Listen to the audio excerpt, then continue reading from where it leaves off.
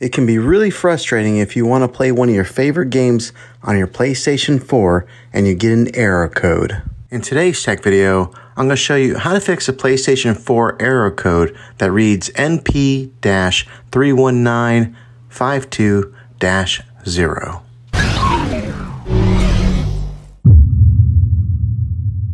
First, let's try one of the easiest and quickest methods to try and fix your PlayStation. Unplug the power source from the wall outlet and wait 60 seconds. Now be patient here, wait the whole 60 seconds.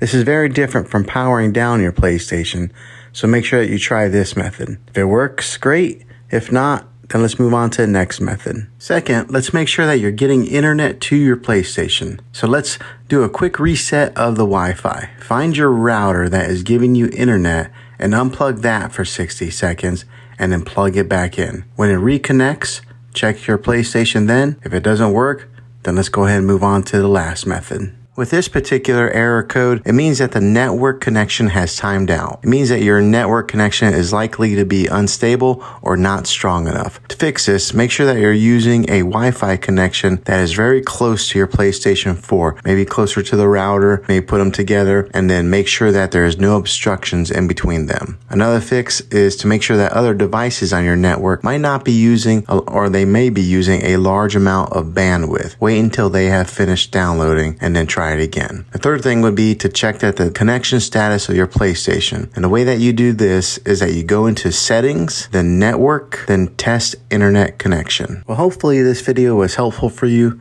If it was, go ahead and click a thumbs up on it and go ahead and subscribe to my channel. I make tech videos all the time and I would love to have you back in the next one. Take care.